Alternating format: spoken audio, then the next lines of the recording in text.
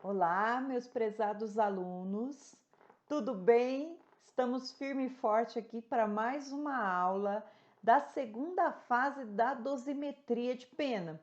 Vamos fortes, vamos juntos aqui vencer mais uma etapa aqui da nossa vida.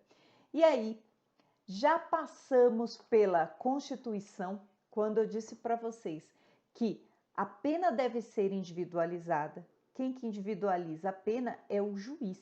Então, o legislador ele vai trazer a pena nos seus patamares mínimos e máximos, seja ela no tipo simples ou no tipo qualificado. Vai caber ao juiz individualizar essa pena.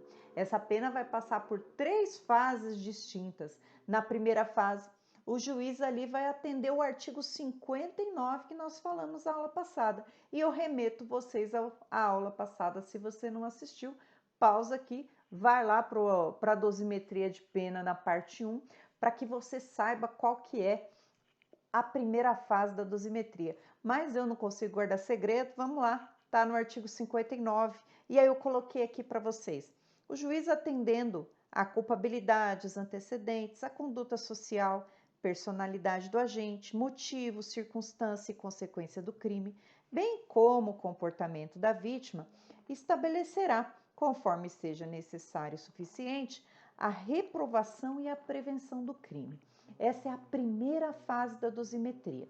Essa primeira fase, eu disse para vocês que cada uma das 8 circunstâncias judiciais vai valer 1/8 do intervalo de pena.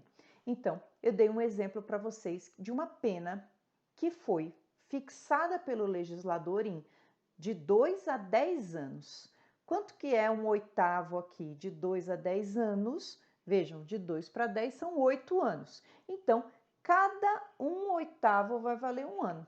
Isso significa, se o legislador valorar negativamente, por exemplo, a personalidade do agente, a pena então vai sair do seu patamar mínimo de 2 anos e vai, para 3 anos. Vamos pensar no seguinte exemplo. O legislador valorou somente a personalidade do agente ali, tinha um laudo psicológico, dizendo que essa pessoa era antissocial, que ela não estava nem aí para nada, não sentia a mínima empatia pelo seu semelhante. E aí, o juiz valorou negativamente a pena na primeira fase, na pena base, valorou ela de 1/8. A pena saiu do seu patamar mínimo de 2 anos, foi para 3 anos. Então, nesse caso aqui, o juiz não achou mais nenhuma circunstância judicial a desvalorar e a desvalorar, a piorar a situação da pessoa, partiu para a segunda fase. Na segunda fase, pessoal, nós vamos atender aqui no critério trifásico, nós vamos falar sobre as agravantes e as circunstâncias atenuantes. Aqui temos algumas premissas que a gente tem que pontuar. Lá na primeira fase, a pena não podia ir aquém do mínimo e nem além do máximo estipulado em abstrato na lei pelo legislador. Aqui na segunda fase também, a lei, segundo a jurisprudência, isso aqui é tudo jurisprudência, não está escrito no código. A pena na segunda fase também não pode descer no mínimo, mesmo se só tiver um monte de circunstância atenuante. Ela não pode ir além do mínimo e também não pode subir além do máximo. Então, não pode aquém do mínimo, nem além do máximo, nem na primeira nem na segunda fase da dosimetria. Esse é o primeiro ponto. Se na primeira fase cada uma das circunstâncias judiciais valia 1/8, na segunda fase cada uma das circunstâncias judiciais, segundo a jurisprudência, valem 1/6. Olha só a diferença. Então, primeiro 1/8, segundo 1/6. Estou dizendo isso com base na jurisprudência. Há juízes, pessoal, que tanto na primeira fase como na segunda fase, eles usam 1/6 para piorar ou para melhorar a vida do réu aqui nessa fase. Então, aqui eu vou usar a pena que eu retirei lá da primeira fase da dosimetria. Lá na primeira fase, a gente usa a pena mínima em abstrato. Na segunda fase, a gente vai pegar a pena que resultou da primeira fase da dosimetria. Então, aqui a gente vai começar a valorar se existia circunstância agravante e circunstância atenuante. Antes da gente montar esse quebra-cabeça aqui de sobe e desce de pena, vou falar para vocês quais são as circunstâncias agravantes, depois as circunstâncias atenuantes. Vamos comigo, pessoal, primeiro falar das circunstâncias agravantes, uma por uma, e lá no artigo 61 que nós vamos começar. Artigo 61, então, do Código Penal, são circunstâncias que sempre agravam a pena, quando não constituem ou não qualificam o crime. Essa parte é muito importante e nós vamos falar já já sobre o bis in idem. Quem se lembra disso? Bis in idem. Não posso valorar duas vezes a mesma coisa para punir. Então, o legislador está querendo dizer aqui, olha, se a circunstância aqui ela já faz parte do próprio crime ou ela qualificou o crime, não posso piorar a vida do réu duas vezes. Vou dar um exemplo para ficar simples. Nós temos um homicídio simples. Se o homicídio foi cometido por motivo fútil, ou seja, um motivo desproporcional, uma briga de trânsito, não deixou entrar aqui na frente, então foi lá e pá, matou. Se for um homicídio fútil, ele já qualifica a pena. Então, a pena vai ser, no início da dosimetria, já usada como a pena aquela lá qualificada. Vamos lá no artigo 121, para ficar mais fácil da gente visualizar.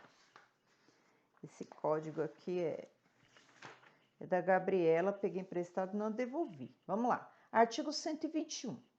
A pena aqui no 121, a simples, é de 6 a 20 anos. A pena qualificada está no parágrafo 2º. Se o homicídio é qualificado, aí eu já vou direto aqui para o motivo fútil. Inciso 2º, artigo 121, parágrafo 2º, inciso 2º também. Se o motivo é fútil, reclusão de 12 a 30 anos. Então vejam, a pena saiu por causa do motivo fútil, motivo desproporcional. Ela saiu de 6 a 20 anos para 12 a 30 anos. Olha só o salto que ela deu, 6 a 20, 12 a 30. Então eu inicio a dosimetria de pena lá no artigo 59 usando a pena mínima de 12 anos e esse intervalo de 12 a 30. Então, pelo motivo fútil, ela foi qualificada. Eu não posso, então, agravar a pena na segunda fase pelo mesmo motivo fútil, senão eu incorreria em bis in idem, dupla punição pelo mesmo fato.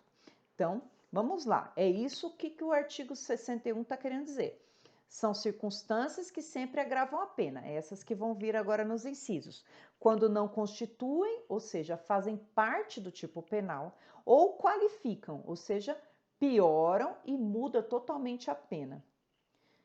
Quais são? Primeira, mais importante aqui para a gente falar, que é a campeã de incidência aqui na vida prática e na OAB, a reincidência. Vamos lembrar, pessoal, o que é a tal da reincidência? Está dizendo que a reincidência é uma causa de aumento de pena. Então, eu já sei que eu uso na segunda fase da dosimetria. Vamos lá para o artigo 63, para a gente ler o que é a tal da reincidência. Vamos lá, artigo 63. Verifica-se a reincidência quando o agente comete novo crime depois de transitar em julgado a sentença que, no país ou no estrangeiro, o tenha condenado por crime anterior. Eu só considero uma pessoa reincidente quando ela tem um julgamento com trânsito em julgado. E mesmo assim, ela comete um outro crime. Então, para eu considerar uma pessoa reincidente, a gente tem que sempre olhar para trás a vida pregressa dessa pessoa. Ela teve uma condenação anterior? Sim. Quanto tempo faz? E é aí que eu vou ter que olhar lá no inciso 1º do 64. Vamos comigo? Para efeito da reincidência, não prevalece a condenação anterior se entre a data do cumprimento ou a extinção da pena e a infração posterior tiver ocorrido período superior a 5 anos. Olha só que interessante aqui para nós.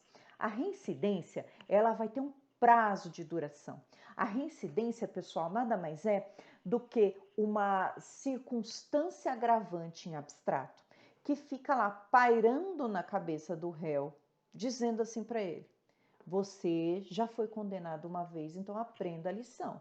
Porque se você voltar aqui para o banco dos réus, a sua vida vai ser piorada. Piorada de quanto? De 1/6 da pena que você vai pegar. Vai piorar 1/6 aqui para você. E aí, pessoal, a gente precisa verificar esse prazo de reincidência. Então, quando que começa a contar a reincidência?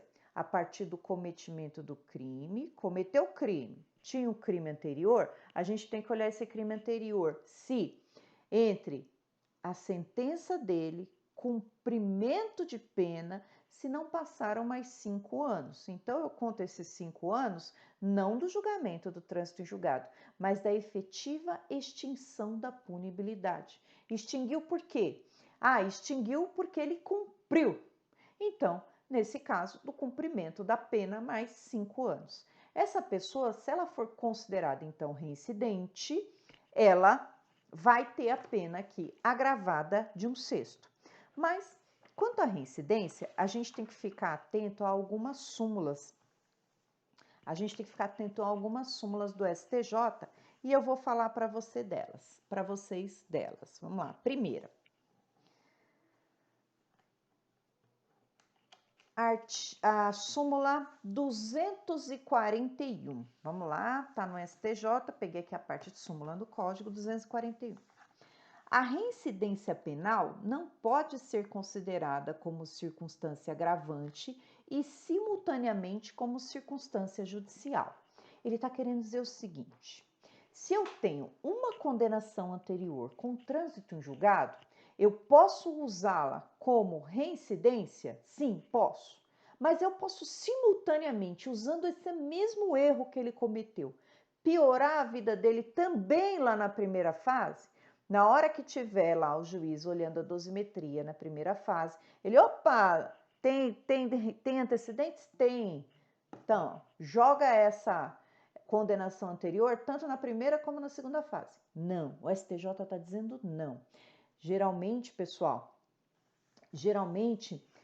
acontece de o juiz colocar negativamente, aumenta 1/8 na primeira fase e aumenta 1/6 na segunda fase, quando essa pessoa tem mais de um antecedente. Se ela tiver 2 reincidências ou uma reincidência e um maus antecedentes e um mau antecedente, nesse caso sim, nesse caso tudo bem, o juiz valora na primeira fase e na segunda também, mas aí nós estamos falando de 2 condenações diferentes. Nesse caso pode. Só para rememorar aqui para nós, qual que é a diferença entre reincidência e maus antecedentes? Então, a reincidência é aquele período em que a pessoa teve a condenação, está cumprindo a pena e ainda tem mais um prazo de 5 anos. Após esse prazo de 5 anos, vira maus antecedentes. Maus antecedentes não são inquéritos policiais, maus antecedentes não são ações penais em curso, maus antecedentes, então, é uma reincidência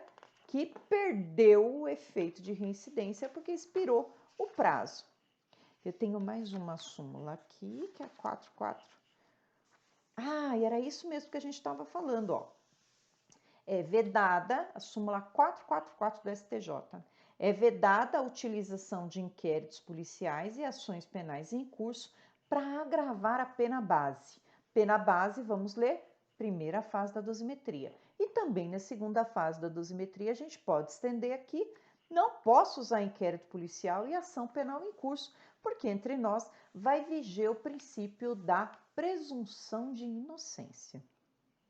Mais um aqui adendo, pessoal. Na súmula 231 do STJ está dizendo assim: a incidência da circunstância atenuante não pode conduzir à redução da pena abaixo do mínimo legal. Então, a gente já falou que na primeira e na segunda fase da dosimetria, a gente vai se ater ao mínimo e máximo colocado pelo legislador no código. Não pode nem abaixo do mínimo, nem acima do máximo aqui, nessa segunda fase e nem na primeira fase. Isso aqui já está sumulado pelo legislador. Vamos continuar aqui na reincidência?